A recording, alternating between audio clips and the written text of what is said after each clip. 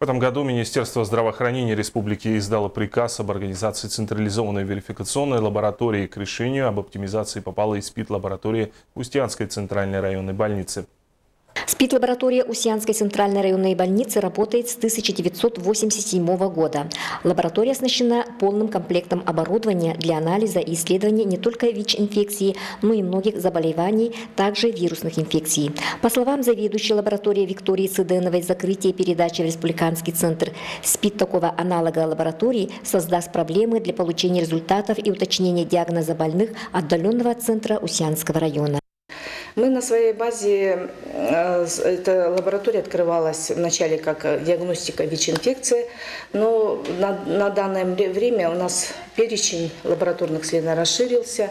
Мы непосредственно выполняем ИФА-диагностику гепатитов, сифилиса, заболеваний, передающихся половым путем, гормоны щитовидной железы, онкомаркеры, около 6 наименований. В случае закрытия СПИД-лаборатории для доставки в Республиканский центр СПИД придется заключать договора с авиаперевозчиками для доставки биоматериалов в город Якутск, а наземной доставки нет у Арктического района.